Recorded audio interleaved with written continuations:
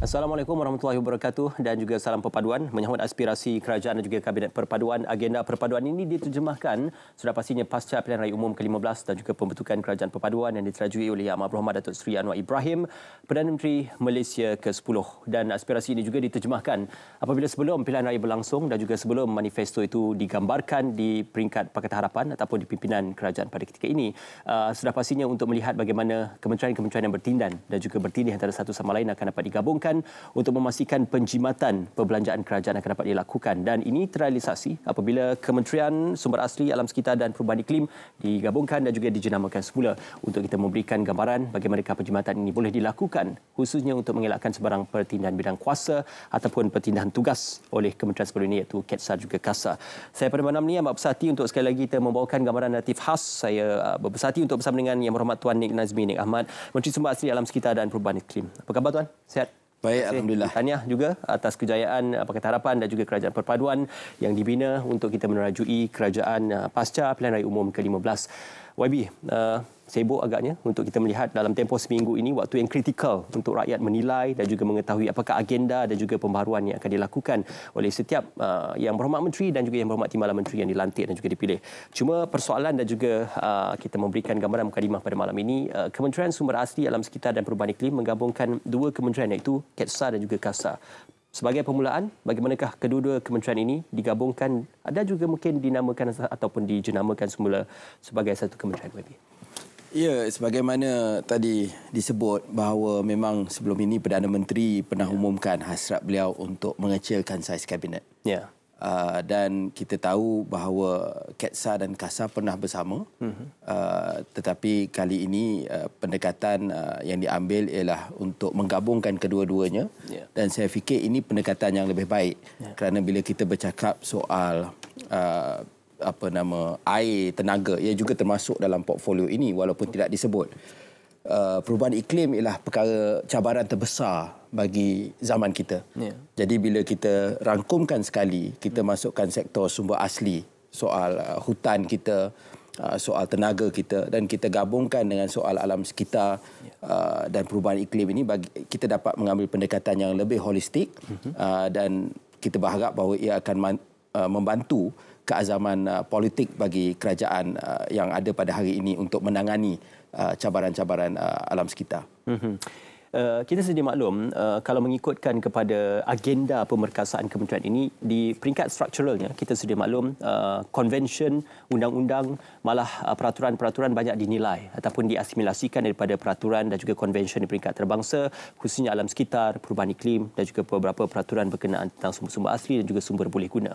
Cuma masalah yang dialami bukan saja di peringkat kementerian ini tetapi juga mungkin di peringkat kementerian lain yang banyak menggunakan konvensyen antarabangsa adalah dari segi penguatkuasaan, pelaksanaan dan juga bagaimana undang-undang itu dilaksanakan di peringkat struktural. Jadi apa mungkin perubahan ataupun mungkin momentum yang akan dibawakan oleh YB dalam merajui kementerian baru ini? Ya, betul. Soal kita tidak mahu ada angka-angka yang cantik, yang nampak indah tetapi ia tidak membawa apa-apa makna. Baik. Dan saya fikir sebenarnya hari ini bila kita bercakap tentang konvensyen-konvensyen antarabangsa, dia juga ada reporting, ada pelaporan yang kena dibuat oleh setiap negara dan kita juga ada beberapa laporan yang akan datang dalam masa terdekat yang kita akan buat. Jadi bila kita ada pelaporan dan sebagainya, itu salah satu cara untuk memastikan negara kita juga accountable terhadap sasaran-sasaran yang diletak. Dan dia juga akan memberi kesan bukan sahaja kepada sektor alam sekitar ataupun yang lebih spesifik, tetapi ia juga akan memberi kesan daripada segi perdagangan dan ekonomi kita. Sebab selepas ini negara-negara banyak, khususnya negara-negara maju di Eropah dan sebagainya, mereka akan meletakkan syarat-syarat tertentu bila mereka berdagang dengan negara luar. Kalau kita tidak dapat memenuhi sasaran dan syarat-syarat tersebut dari segi alam sekitar, dari segi keseimbangan dan sebagainya, maka kita akan dihukum. Kita mungkin tidak boleh lagi berniaga dengan terma-terma yang mesra kepada negara kita. Jadi itu perkara yang sangat penting dan saya fikir kita kena bagi penekanan khusus kepada penguatkuasaan. Dan satu lagi aspek yang saya nak sentuh ialah kalau kita bercakap soal perhilitan misalnya. Kerajaan telah melancarkan program hari ini yang mana banyak veteran-veteran tentera diambil secara kontrak untuk menjadi pegawai penguatkuasa di peringkat perhilitan. Saya fikir ini juga satu program yang kita harus lihat kalau kita boleh kembangkan lagi, sebab kita tahu antara masalah yang kita hadapi ialah bukan kekurangan undang-undang. Ya, saya ingat Malaysia dari segi undang-undang kita world class. Tapi soal penguatkuasaan macam disebut itu yang kekurangan sumber manusia mungkin. Ya, kekurangan sumber manusia, dan saya tahu bahawa kita banyak kita tahu banyak daripada anggota tentera kita pada usia 40 tahun selepas 21 tahun servis misalnya, mereka sudah pun habis perkhidmatan dengan tentera. Jadi itu sebagai satu contoh bagaimana mereka dapat dimanfaatkan, dan kita mungkin nak lihat bagaimana program ini dapat dikembangkan lagi untuk memastikan keselamatan ataupun bagaimana hutan-hutan kita dapat dipelihara sebaik mungkin. Okey. YB, sebelum kita pergi secara spesifik berkenaan tentang usaha inisiatif yang mungkin sedang dibincangkan di peringkat kementerian dan juga ketua setiausaha di KETSA dan juga KASA, malah ketua-ketua pengarah jabatan masing-masing. Dalam masa seminggu ini saja, YB sudah pun merasmikan dan juga melihat serta melawat 3 agenda penting. Yang pertama, Asia Water yang baru-baru ini dilaksanakan, Bursa Commission ataupun exchange yang telah pun dilaksanakan, dan juga smart pengalihan banjir yang sedang kita hadapi pada ketika ini. Jadi antara ketiga-tiga ini, bagaimanakah ia memberikan dampak dan juga kesan khususnya kepada agenda-agenda sumber asli, alam sekitar dan perubahan iklim? Ya, saya telah memang betul saya telah pergi merasmikan Asia Water 2022, dan ini satu persidangan industri air yang terbesar di rantau ini.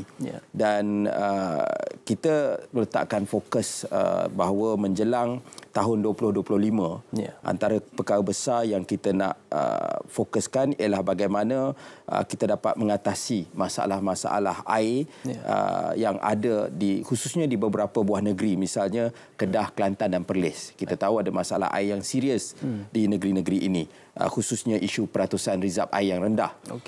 Jadi antara sasaran kita ialah menjelang 2025 ialah kita nak meningkatkan khidmat pembentungan kepada 90%.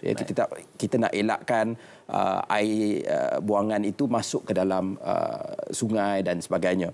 Seterusnya kita juga nak kurangkan NRW, non-revenue water, ataupun kadar air tidak berhasil. Ini air yang sama ada dicuri ataupun paip-paip bocor yang tidak diliputi oleh bil yang dibayar, dan ini menyumbang kepada masalah air. Jadi kita target menjelang 2025 kita nak turun daripada 35% sekarang kepada 25%. Jadi antara cara ataupun fokus kita kalau dalam industri air ini ialah soal ataupun kita ada target yang kita namakan transformasi sektor air 2040.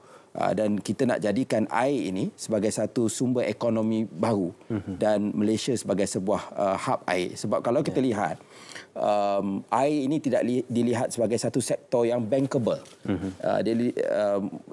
yang mampu untuk kerajaan ataupun pihak berkuasa melabur dengan besar-besaran untuk memberi perkhidmatan yang terbaik, tetapi dilihat sebagai satu tempat di mana wang akan hilang ataupun rugi. Jadi bagi saya itu kita tidak boleh melihatnya dari sudut itu, kerana air adalah salah satu perkara yang paling penting. Dan tentang soal kalau bercakap tentang soal yang kita lancarkan baru-baru ini tentang bursa carbon exchange, kita tahu bahawa sekarang satu dunia mencari carbon credits. Misalnya syarikat yang paling banyak pencemaran, syarikat penerbangan, kita menggunakan banyak sumber bahan api bila kita naik kapal terbang. Sekarang ada usaha untuk offset, jadi mereka akan beli kredit carbon, misalnya daripada orang yang membaik pulih hutan atau membaiki paya bakau, kerana itu membantu untuk memerangkap karbon. Banyak usaha-usaha ini dibuat di seluruh dunia, tetapi tidak ada satu tetapi kali ini di Malaysia kita ada satu pasaran yang bersifat voluntary, tetapi ia juga kita mampu ada transaksi melibatkan pasaran antarabangsa, dan ia juga patuh syariah. YB, tidakkah ini akan menghalalkan satu inisiatif pencemar bayar untuk terus membayar dan juga melepaskan karbon ataupun emission ke udara? Kita tahu bahawa dalam banyak perkara bahawa kadang-kadang perkara itu akan tetap berlaku. Misalnya penerbangan. Nak tak nak ya, mungkin kalau ada satu teknologi masa depan, teknologi hidrogen mungkin. Tetapi buat masa ini yang ada, kalau kereta, kita ada kereta elektrik. Tetapi kapal terbang yang boleh pergi jauh, pergi sampai ke Amerika misalnya daripada Malaysia, tidak ada lagi. Jadi dalam soal itu kita nak polluters pay. Ya, orang yang buat pencemaran itu mereka kena bayar. Kita belum ada lagi, tapi ada disebut misalnya, tetapi belum sampai ke level carbon tax. Ada beberapa negara telah pun sampai ke peringkat ada cukai untuk mereka yang menimbulkan pencemaran. Ya, tetapi apa-apa pun, ini bagi saya adalah satu permulaan bila kita ada satu pasaran untuk perkara ini boleh dijual beli. Dan antara usaha yang nak dicapai oleh pihak berusaha Malaysia misalnya ialah nak tengok harga tersebut. Ya, sebab selagi mana kita tidak ada pasaran tersebut di negara kita, susah untuk kita letak tentang harga dan sebagainya. Dan ia akan bermula dengan lelongan. Ada 2 projek, kalau tidak silap saya, di China dan juga di Bangladesh yang akan dibuat di Bursa Carbon Exchange ataupun kita panggil BCX. Ya. Okey, menyentuh tentang isu air itu, diberitakan bahawasanya Jakarta sedang mengalami satu proses di mana water level, sea level adalah lebih daripada di permukaan daratan, dan ini juga menimbulkan kerisauan kerana penggunaan air tanah banyak menyebabkan permukaan daratan menjadi semakin rendah berbanding sea level ataupun water level. Ini juga diterjemahkan kepada beberapa negeri yang menggunakan penggunaan air tanah yang berada pada tahap yang agak membimbangkan seperti di pantai timur tanah air. Jadi apakah antara mungkin kerangka peraturan-peraturan yang akan digagaskan ataupun dibina oleh pihak kementerian untuk membenarkan dan juga mengawal selia penggunaan air tanah dalam negara, YB? Ya, saya fikir itu kena ada satu kajian yang mendalam. Tapi kalau kita nak sentuh secara spesifik dari segi, saya ingat antara contoh terbaik ialah negara Belanda. Dan saya fikir kalau kita lihat sejarah pun, kenapa Jakarta itu boleh maju dalam keadaan dia sangat rendah dekat ni ialah kerana kita tahu mereka pernah dijajah oleh Belanda, dan Belanda merupakan antara pelopor dalam teknologi-teknologi melawan ataupun dapat maju seiring dengan risiko banjir dan sebagainya. Jadi kita, negara kita alhamdulillah baru terima laporan daripada kerajaan Belanda yang dipanggil pasukan Dutch Risk Reduction. Yang mana kita selepas beberapa insiden banjir besar di negara kita, dan kerajaan Malaysia telah adakan kerjasama dengan kerajaan Belanda dan mereka telah memberikan laporan. Dan bagi saya, kita hari ini ada 2 aspek yang kita kena hadapi. Satu ialah mitigation untuk mengurangkan risiko banjir. Kedua ialah juga adaptation. Ya, mau tidak mau kita tahu bahawa dengan dari antara misalnya 2013 sampai 2017 hujan telah naik 13% di negara kita, insiden hujan. Antara 1970 sampai 2013 suhu telah naik suku darjah Celsius. Dan ini semua memberi kesan kepada perubahan iklim. Jadi kalau kita nak lawan semata-mata tidak boleh, walaupun kita ada letak sasaran untuk bagaimana berapa banyak suhu yang boleh naik dan sebagainya, tapi nak turunkan mungkin dah terlambat ya. Mitigate. So so kita kena ada mitigation dan juga adaptation. Jadi itu ialah realiti yang kita kena lalui pada hari ini. Dan di kawasan-kawasan yang rendah di negara kita, kita kena atasi perkara tersebut, termasuk di Lembah Kelang misalnya. Kalau kita tengok di sebelah Shah Alam dan sebagainya, memang kita tahu keadaan sana sangat rendah dan sekarang asyik berdepan dengan masalah banjir. Kelang dilaporkan akan tenggelam menjelang 2050. Tidakkah ini merisaukan juga? Lagi mungkin 30 tahun kita tidak akan mendengar nama daerah Kelang lagi. Ya, maknanya kalau kita tidak berbuat apa-apa, memang Kelang akan tenggelam. Tapi sebab itu bagi saya adaptation itu sangat penting.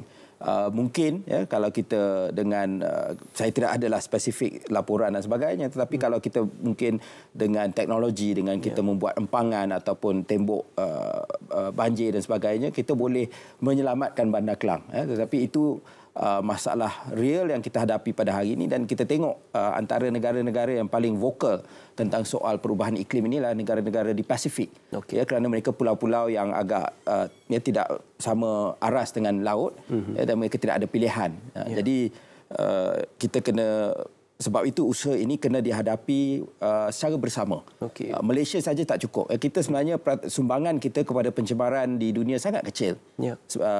Ekonomi kita kecil dan sebagainya. Tetapi kita tahu bahawa kita ada tanggungjawab. Ya, dan sebenarnya negara-negara yang banyak ataupun menyumbang kepada pencemaran dan perubahan iklim ialah seperti Amerika, China, India. Ya. Tapi kita juga sebagai Malaysia, kita kena memainkan peranan tersebut. Okey, baik. Yang berhormat, kita nak berehat seketika dan kita akan kembali selepas ini dalam naratif khas keseimbangan mengisi agenda perpaduan khususnya pasca pembentukan kerajaan dan juga Kabinet Perpaduan. Semuanya selepas ini.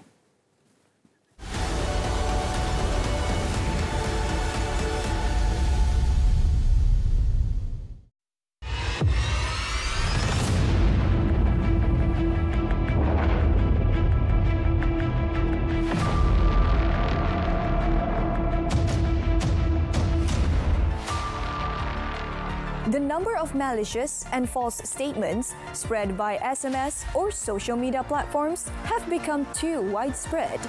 The public is advised to be careful and not fall for such ploys and sharing or forwarding such messages. Remember that spreading fake news is an offence under Section 233 of the Communications and Multimedia Act 1998.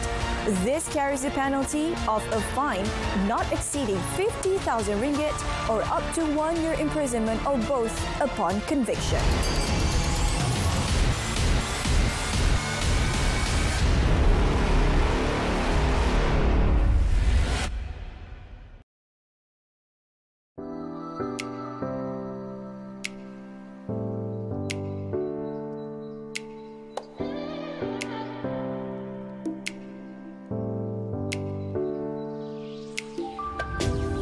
They want to bring what is happening in Sarawak.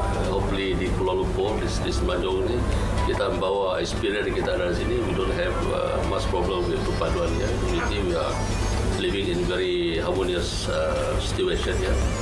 Dan diharapkan what we practice here should be also in other states of Malaysia.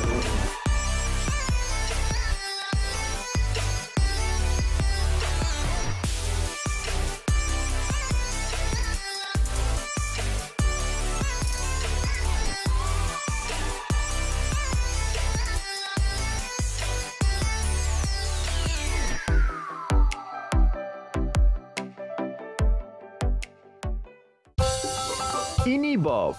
Bob adalah seorang penyelam marin. Setiap hari, Bob mendapati semakin banyak plastik dihanyutkan ke dalam laut. Kesannya boleh mengakibatkan jumlah plastik melebihi daripada hidupan laut menjelang 2050 jika tindakan tidak diambil. Dianggarkan 50% plastik yang dihasilkan adalah plastik sekali guna dan 13 juta tan plastik dihanyutkan ke laut. Kerana sayangkan alam sekitar, Bob mengambil inisiatif membersihkan sisa plastik.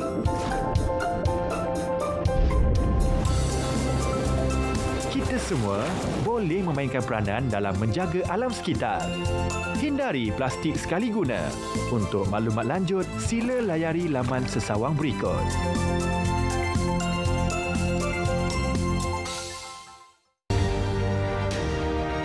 Kerajaan hari ini mempunyai tanggungjawab besar untuk menyatupadukan semua rakyat Malaysia, tak kira kaum, tak kira agama, tak kira bangsa.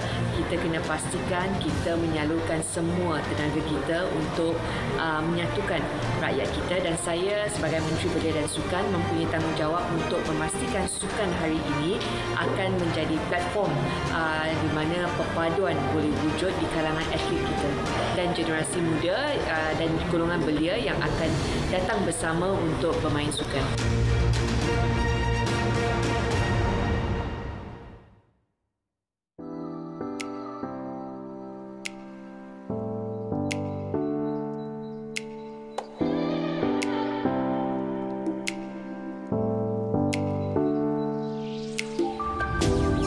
They want to bring what is happening in Sarawak. Hopefully di Kuala Lumpur, di Semenanjung ni, kita membawa experience kita dari sini. We don't have much problem with perpaduan. Ya. We are living in very harmonious situation. Ya. Dan diharapkan what we practice here should be also in other states of Malaysia.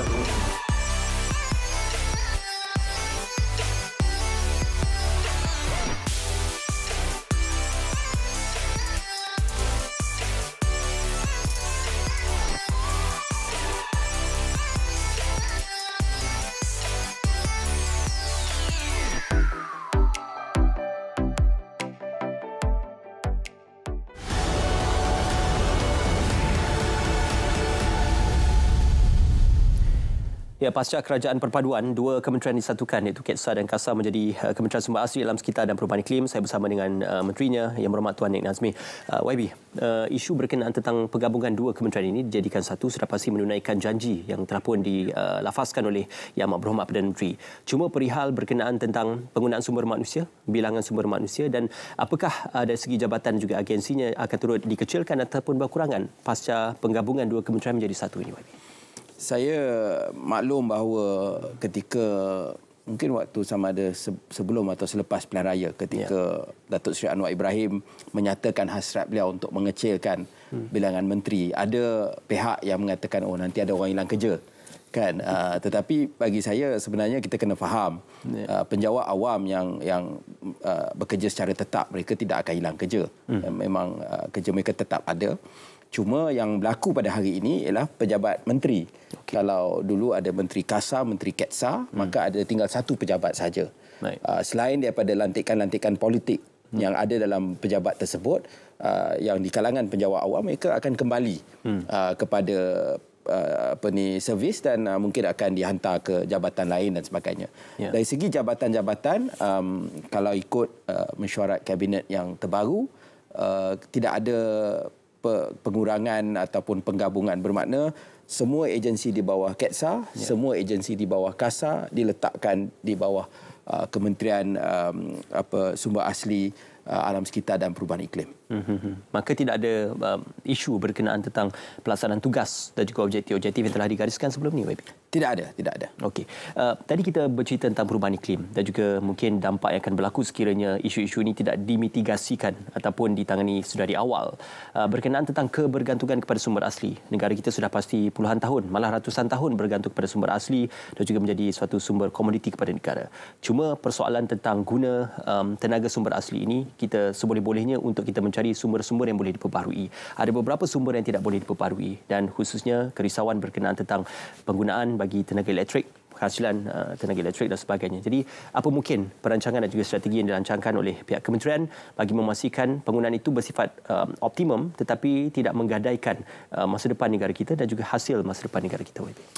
Kalau kita lihat dari segi sejarah, pada era harga petroleum itu rendah, banyak negara termasuk negara kita yang merupakan pengeksport petrol, kita menjana tenaga menggunakan petroleum. Tetapi bila sekitar tahun 2005 ke atas, kita tengok trend pada waktu itu harga minyak mula naik secara mendadak. Dan selepas itu berlaku peralihan kepada penggunaan sumber tenaga fosil yang lebih, boleh kita katakan lebih primitif, iaitu arang batu. Dan kita tahu arang batu ni kadar pencemaran dia juga sangat tinggi. Tetapi selepas itu, bila mula wujud tekanan-tekanan tentang soal perubahan iklim, maka hari ini kita tahu negara kita pun telah mengumumkan komitmen untuk secara beransur-ansur menamatkan satu demi satu jana kuasa yang berasaskan arang batu. Dan bagi saya itu satu trend yang positif. Kita juga telah lihat penggunaan tenaga boleh diperbaharui semakin meluas di negara kita. Kita tak payah pergi jauh, tengok kepada kadang-kadang di beberapa kolam takungan ataupun di kawasan tanaman, di mana kita tengok di celah-celah tu ada, ataupun di bumbung bangunan-bangunan panel solar semakin banyak. Jadi, tetapi adakah ini mencukupi? Itu persoalan dia. Jadi itu satu perkara yang bagi saya perlu lihat secara lebih mendalam. Adakah kita perlu lakukan lebih lagi untuk mempercepatkan proses energy transition atau peralihan tenaga ini supaya kita dapat memastikan objektif-objektif yang kita nak capai dari segi carbon dan sebagainya ini dapat kita capai pada masa yang telah ditetapkan. Jadi tapi pada masa yang sama kita juga nak memastikan peralihan tenaga ini, energy transition ini dapat dilakukan dengan inklusif. Ya, kita tidak mahu dalam keadaan peralihan ini nanti rakyat golongan B40 misalnya kena menanggung peningkatan bil yang terlalu tinggi. Bagi saya itu satu pilihan yang kita tidak boleh ambil. Sebarang peralihan tenaga mestilah inklusif dan memastikan keadilan khususnya kepada golongan-golongan yang termiskin. Okey. YB, walaupun kebergantungan kita kepada penghasilan tenaga elektrik melalui peminat empangan tidaklah tinggi dari segi penggunaannya di Malaysia ini berbanding kepada penggunaan sumber asli yang lain, tetapi ada juga yang mengkritik usaha ini kerana ya kita sedia maklum peminat empangan itu sudah pasti boleh menghasilkan tenaga elektrik, cumanya ada sesuatu yang perlu kita tanggung akibatnya apabila kita membina empangan di sungai-sungai. Sudah pasti struktur sungai akan terjejas, struktur hidupan di sekitar juga akan terjejas dan juga ia akan memberikan kesan kepada alam sekitar dalam tempoh jangka panjang. Jadi perihal berkenaan empangan dan juga isu jana kuasa ini, bagaimana ia ditangani dengan lebih dekat dan juga struktur puncanya itu diberikan perhatian oleh pihak kementerian? Kita tahu bahawa empangan ini satu teknologi yang telah lama juga negara kita gunakan. Dan ia bukan menggunakan bahan api fosil. Namun pada masa yang sama ia juga akan memberi kesan kepada kawasan hutan dan juga mungkin kepada penduduk setempat. Misalnya masyarakat orang asli banyak terjejas kerana mereka tinggal di kawasan hutan ataupun kaum Dayak di Sarawak di beberapa insiden sebelum ini. Jadi bagi saya setuju bahawa kita perlu lihat pembinaan empangan ini secara teliti, secara holistik. Betul ia akan membantu dari segi sebab ia tidak menggunakan bahan api fosil, maka itu satu perkara yang positif, tetapi dari segi kesan dia, kesan sosial tu yang harus kita ambil kira. Jadi apa-apa tindakan bila nak membina empangan dan sebagainya harus dilihat secara teliti sebelum kita pilih langkah tersebut.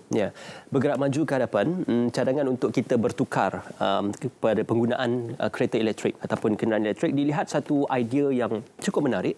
Mungkin idea itu dilihat popular dan juga idea itu dilihat satu idea yang cukup menggambarkan dan juga menggalakkan dalam isu pemeliharaan dan juga pemeliharaan alam sekitar. Cuma yang kita terlupa adalah penghasilan elektrik itu akan lebih banyak berbanding sebelumnya, dan ini juga akan menyebabkan tadi isu sumber asli dan juga isu pemindahan pangan, malah isu penghasilan tenaga elektrik akan menjadi lebih tinggi. Ada juga yang mencadangkan kereta elektrik ini menggunakan hidrogen, tetapi itu mungkin agak jauh ke hadapan. Jadi bagaimana isu timbang tarik kereta elektrik dan juga kereta konvensional ini masih dipikirkan sesuai? Ya, dia bila kita menggunakan kereta elektrik, pertama sebagaimana disebut, ia bergantung kepada sejauh mana bersih atau tidaknya kita punya tenaga elektrik itu, kan? Itu pertama. Dan kedua, ia masih lagi tidak efisien ataupun tidak se-efisien pengangkutan awam. Sebab satu kereta mungkin boleh bawa 4-5 orang. Tetapi saya tidak menolak terus sebab kita tahu bahawa masih dalam banyak perkara kita masih perlu menggunakan kereta. Tetapi perkara yang saya nak tekankan ialah selain daripada kereta elektrik itu, kita juga kena lihat contohnya mungkin kita kena ada langkah untuk bagaimana menghijaukan kenderaan-kenderaan pengangkutan awam, bas. Sudah mula, saya tahu di Kuala Lumpur, mungkin di Selangor, sudah ada bas yang berkuasa elektrik. Tetapi langkah kita harus meluaskan lagi. Sebab itu jauh lebih efektif dari segi mengurangkan emission berbanding dengan kereta elektrik. Pada masa yang sama, kita juga ada micro transportation, basikal elektrik, skuter dan sebagainya yang mungkin boleh menjadi final last mile atau first mile dengan pengangkutan awam.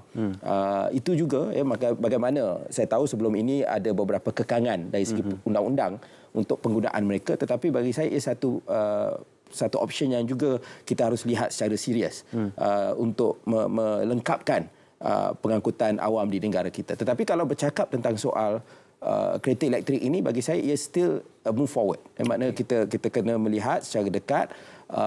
Menjadi cabaran pada hari ini ialah soal kemudahan untuk mengecas kereta. Ada beberapa usaha waktu ini, tapi kalau kita tidak percepatkan proses tersebut, kita khawatir kita akan terlambat dan mungkin ia akan mengekang usaha negara untuk bergerak ke penggunaan lebih banyak kenderaan atau kereta elektrik. Ya, daripada isu penggunaan sumber tenaga dan juga sumber asli, saya suka untuk membawa perbincangan ini kepada isu-isu alam sekitar. Kalau sewaktu YB Yeo Bee Yin pernah menjadi menteri pada suatu ketika dahulu, isu berkenaan tentang pencemaran sungai dan juga pencemaran daripada bahan-bahan kilang juga turut menjadi perhatian. Dan ini juga menimbulkan isu tentang sejauh mana Akta Kualiti Alam Sekeliling kepada industri dikuatkuasakan dan juga environmental impact assessment juga menjadi penilaian penting sebelum sesuatu projek atau pembinaan itu dimulakan. Di peringkat YB dan juga pimpinan Kementerian YB sendiri, isu-isu ini dilihat mungkin ramai yang culas dari segi EIA ataupun penguasaan undang-undang, tetapi isu inilah menyebabkan ratusan nyawa terkorban, malah kawasan itu tidak boleh didiami lagi, YB. Ya, saya pertama sekali saya nak mengucapkan tahniah kepada pihak berkuasa kita. Dalam minggu ni saja beberapa insiden sisa yang bahan plastik dan tercemar yang dihantar ke negara kita dari luar negara telah berjaya dikesan dan diambil tindakan. Memang isu peraturan ataupun perundangan alam sekitar ataupun isu selain daripada itu juga legislation daripada segi pencemaran tersebut tentang soal sungai dan sebagainya, itu kita kena lihat balik sejauh mana perundangan kita adalah relevan pada masa ini. Yang kita khawatir ia mungkin relevan 10, 20, 30 tahun yang lepas dalam keadaan kita tertumpu kepada sebuah negara industri. Dan pada waktu itu juga pengetahuan tentang pencemaran dan sebagainya tidak secanggih pada hari ini. YB setuju kompaun perlu ditingkatkan kepada industri? Saya setuju sebab kesan dia, kalau kesan kompaun itu terlalu kecil, maka kita khawatir kadang-kadang dia kata tak apalah, kena kompaun kita bayar. Kan? Kadang-kadang tak kena kompaun pun. Kan? Jadi kita tak nak perkara itu dinormalisasikan dan dirasakan terlalu murah. Sebab ini menyebabkan nyawa rakyat. Kalau tak nyawa, kadang-kadang mereka mungkin akan kena penyakit jangka masa panjang yang satu kesan yang sangat serius kepada negara. Jadi ini pencemaran ialah satu externality yang harus kita internalkan menerusi denda dan tindakan yang keras kepada pihak yang terlibat. Memegang aspirasi pembangunan, apakah kita boleh botol ansur kepada pemain-pemain industri yang mula untuk memikirkan supaya isu-isu alam sekitar ini tidak difikirkan sesuai dalam proses pembangunan dan juga pembinaan kawasan industri mereka, YB? Saya akan berbincang dengan kementerian-kementerian yang relevan. Misalnya MITI dan sebagainya, KPKT. Sebab bagi saya, kita tentulah hasrat negara kita bukan untuk menjadi low cost economy lagi. Bukan satu negara yang akan melaksanakan industri kualiti rendah yang tercemar. Sebaliknya, kita nak menjadi sebuah negara yang mempunyai industri yang berkualiti tinggi, ada nilai tinggi, dan macam saya tekankan di awal tadi, trend-trend mungkin di Eropah misalnya, banyak syarikat MNC mereka akan mengetatkan syarat-syarat perolehan mereka dan juga perdagangan mereka untuk memastikan negara yang terlibat itu mematuhi piawai-piawai yang tertinggi. Jadi kita kena cepat mendepani trend ini dan bukannya tertinggal. Sebab nanti mungkin suatu masa nanti kita tak boleh jual lagi. Misalnya kita pernah lalui proses ini dan masih bergelut soal sawit misalnya. Kan? Jadi kita tahu kalau kita tak be ahead of time, maka kita akan ketinggalan dan industri kita, pekerja-pekerja kita juga akan terkesan. Jadi bagi saya ini bukan soal kita pilih antara alam sekitar dan ekonomi, tetapi ini kita pilih alam sekitar dan ekonomi untuk kita bergerak ke depan. Sebab itu ada terma sustainable economy yang kita gunakan di peringkat Sustainable Development Goal supaya boleh diterjemahkan, kedua-duanya ini boleh digerakkan secara bersama. YB, kita nak berehat seketika dan kita akan kembali selepas ini dalam Naratif Khas.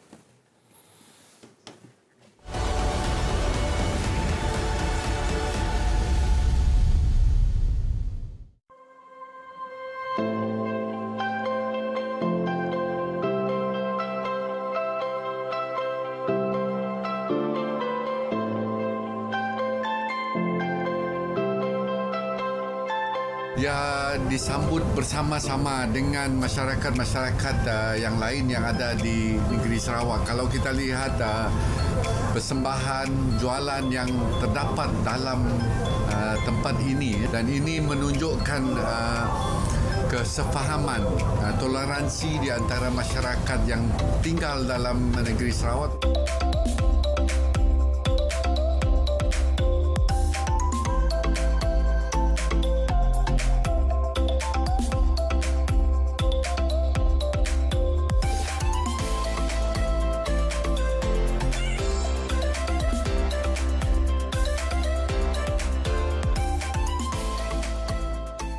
Berikut adalah langkah-langkah persiapan sebelum banjir untuk 3 golongan berisiko tinggi. Untuk golongan wanita dan ibu hamil, sentiasa bersedia membawa perkara-perkara berikut: kad pemeriksaan mengandung, barangan keperluan peribadi sebagai contoh tuala wanita, barangan keperluan bayi atau anak dan bekalan ubat-ubatan. Kepada ibu-ibu yang hamil dan hampir dengan tarikh bersalin, segera maklumkan kepada pihak kesihatan berhampiran. Barangan yang perlu dibawa ketika menghadapi banjir untuk golongan pesakit kronik yang sedang mendapatkan rawatan adalah seperti berikut: buku rekod perubatan, barangan keperluan peribadi dan bekalan ubat-ubatan. Manakala untuk ahli keluarga pesakit yang terlantar dan pesakit hemodialisis, anda dinasihatkan untuk memindahkan pesakit berkenaan terlebih dahulu dan menghubungi pejabat kesihatan berhampiran untuk khidmat nasihat selanjutnya. Pesanan ini dibawakan kepada anda daripada RTM.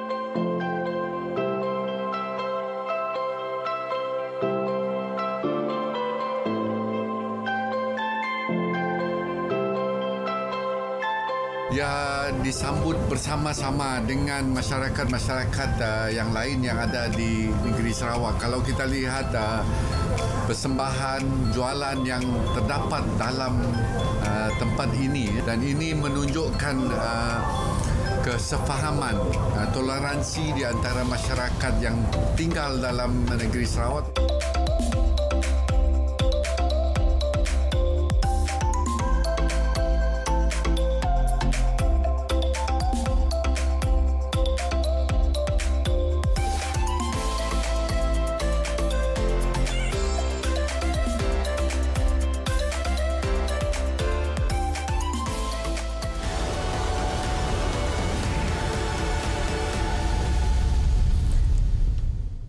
Bagi kita bersua kembali dalam naratif khas keseimbangan mengisi agenda perpaduan. Fokus malam ini adalah untuk Kementerian Sumber Asli Alam Sekitar dan Perubahan Iklim, dua kementerian yang disatukan, KETSA dan juga KASA.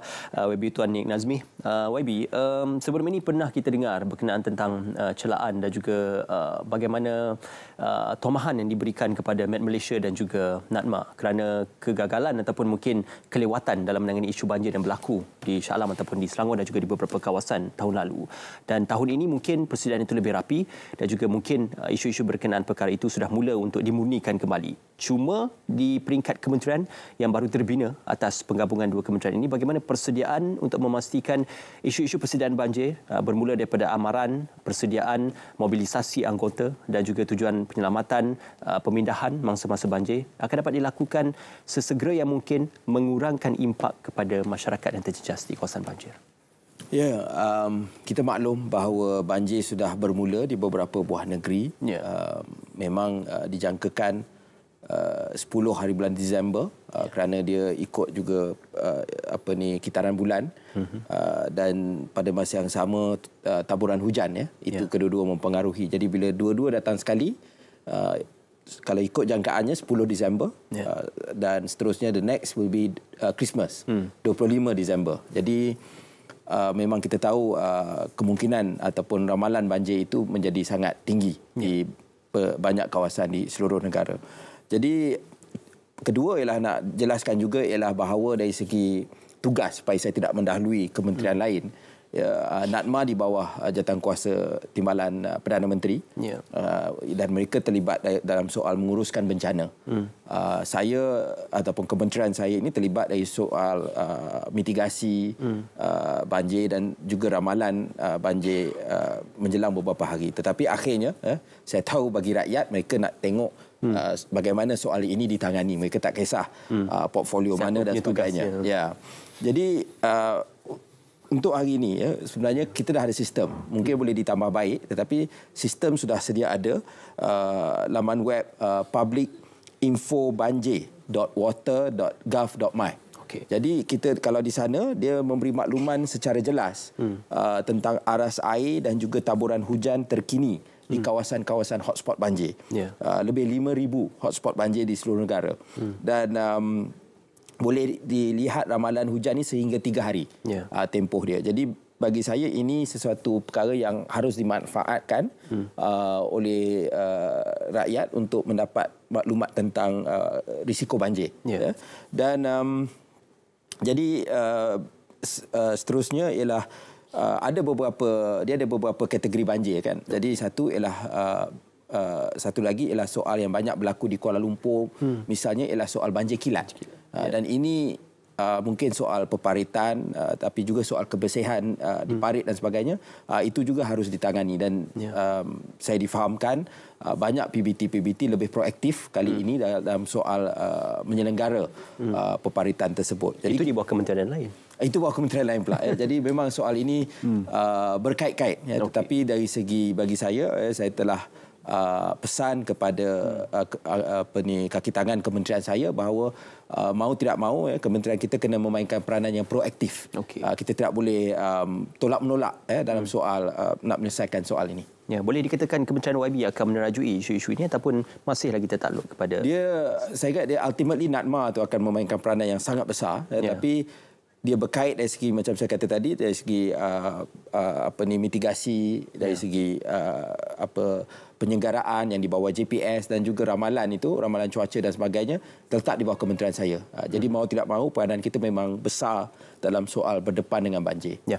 Tebatan banjir dikatakan akan direview ataupun akan dilihat semula. Jadi bagaimana prosesnya pada ketika ini, YB?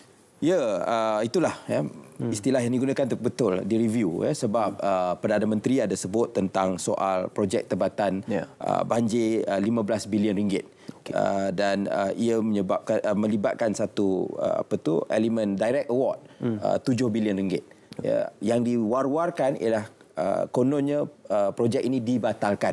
Ia tidak dibatalkan. Cuba kerana ini jumlah wang rakyat yang besar, Perdana Menteri mengarahkan supaya ia diteliti semula supaya perbelanjaan wang rakyat yang sangat besar ini dapat dibuat dengan teliti dan sebaik mungkin. Dan kita juga tentulah kita nak projek tebatan ini berjalan, tetapi ia berjalan dengan sebaik mungkin sebab kita tak mau buat projek yang kemudian ada masalah.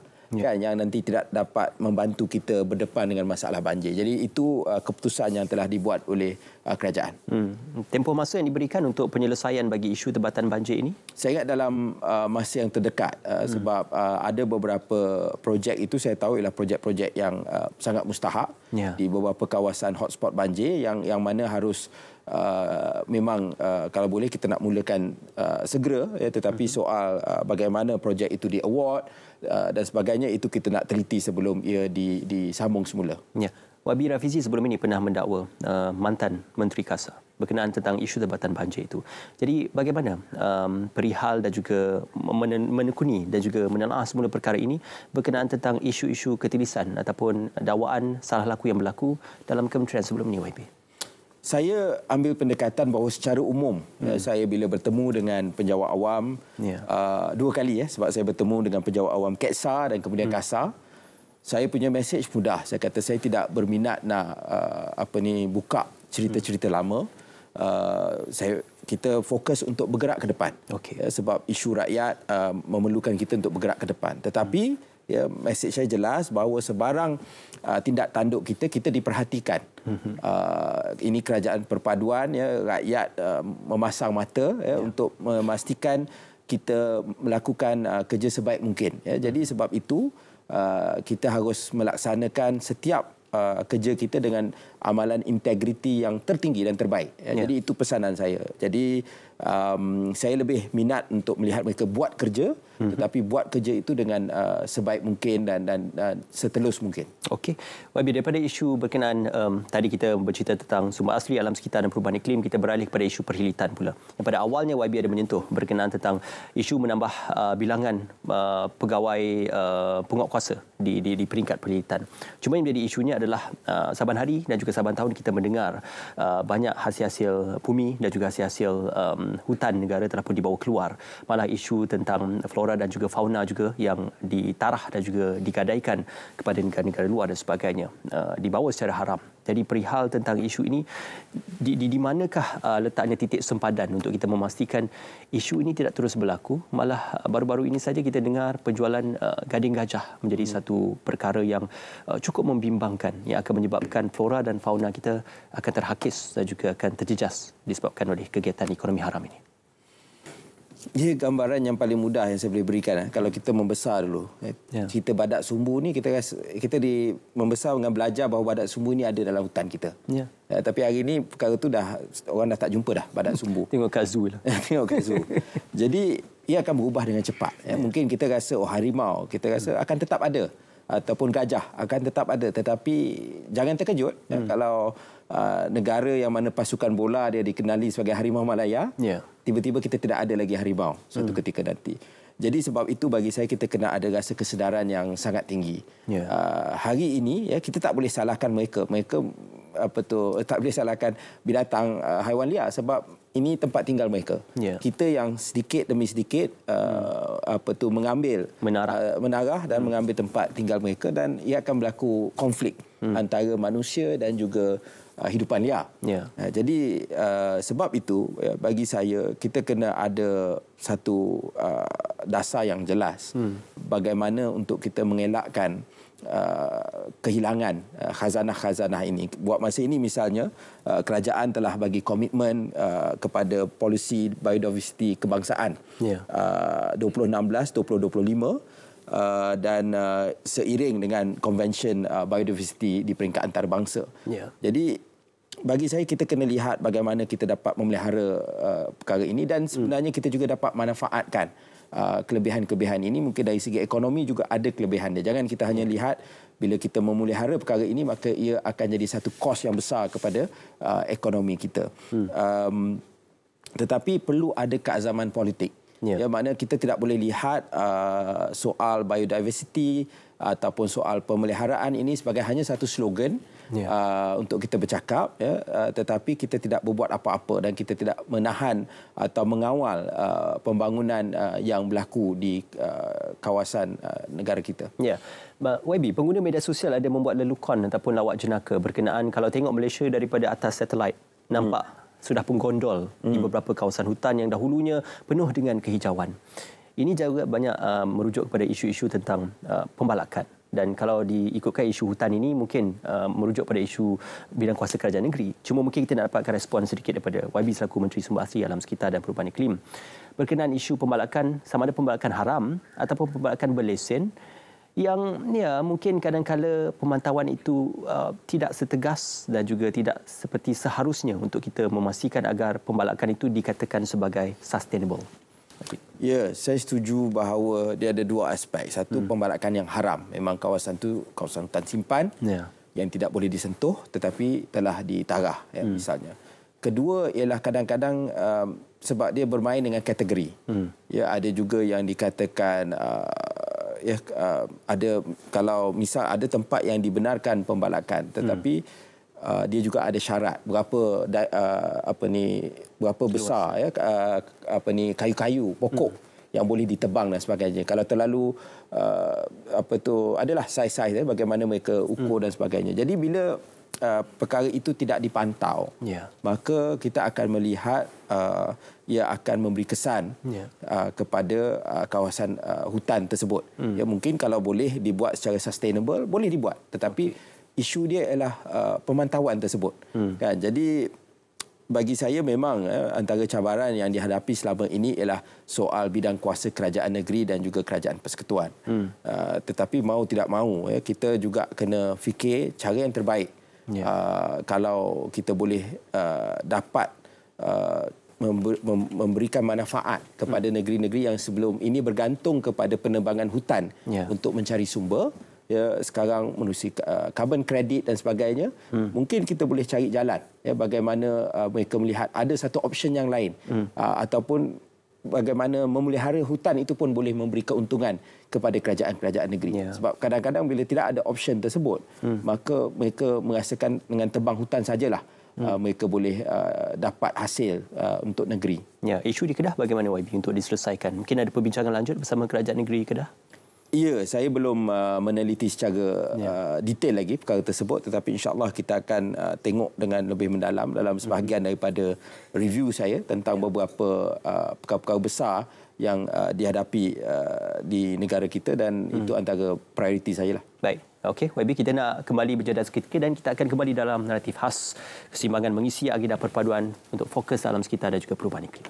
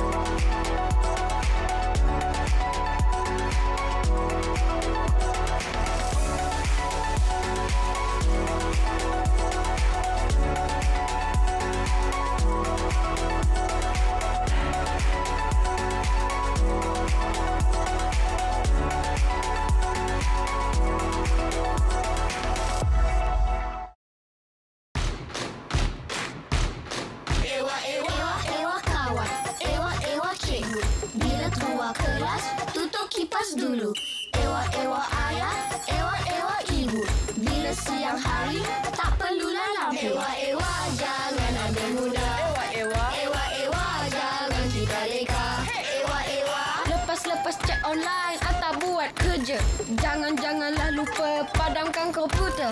Bila rasa panas, naik aircon pun boleh. Tapi guna suhu optimum yang terbaik. Ewa, jangan ambil mudah. Ewa, jangan kita leka. Ewa. Bila basuh baju, jangan sikit-sikit. Pakai air sejuk, kan jimat elektrik. Bila gosok baju, buat semua sekali. Elakkan membazir, selamatkan bumi. Ewa, jom jimat tenaga. Jom jimatlah. Ewa, sayang bumi kita. Persediaan sebelum menghadapi banjir. Peka terhadap amaran banjir.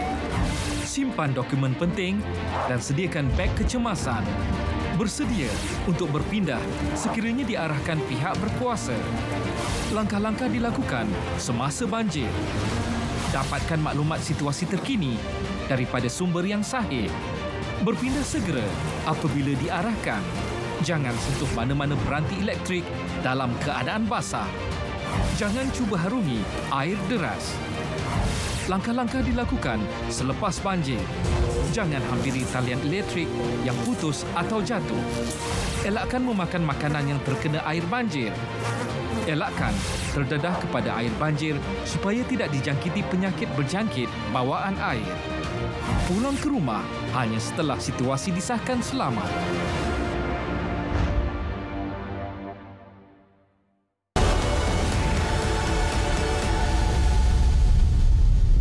So kembali kita membicarakan berkenaan isu sumber asli alam sekitar dan juga perubahan iklim. Sudah pastinya isu yang menjadi tumpuan kepada Kementerian Sumber Asli Alam Sekitar dan Perubahan Iklim bersama dengan Menterinya Yang Berhormat Tuan Nik Nazmi Nik Ahmad. YB, kebertanggungjawatan bersama kita rangkumkan pada kali ini bukan sahaja melihatkan kepada tanggungjawab kita sebagai salah sebuah elemen yang melengkapkan elemen global, tetapi juga sebagai kita sebagai di peringkat lokal dan juga di peringkat tempatan yang bertanggungjawab dalam memastikan agar Sustainable Development Goal akan dapat dicapai, malah kebertanggungjawaban bersama juga akan dapat dicapai bukan sahaja melalui dasar kerajaan tetapi melalui peranan antara kerajaan dan juga masyarakat. Apa mungkin boleh dirangkumkan perihal kementerian dan juga pihak stakeholder, YB?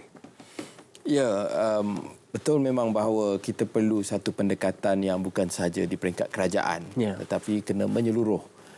Kita tahu bahawa misalnya pihak-pihak swasta mungkin susah sedikit bagi yang bersifat mikro, kecil atau sederhana, tetapi kalau bagi syarikat-syarikat yang besar sama ada MNC di peringkat antarabangsa, GLC, kita tahu bahawa mereka sekarang melihat isu sustainability atau kemampanan ini sebagai satu soal yang besar yang harus mereka masukkan dalam objektif korporat mereka. Jadi maknanya ini bukan hanya soal macam saya kata kerajaan, NGO, tetapi pihak swasta pun juga main peranan yang penting.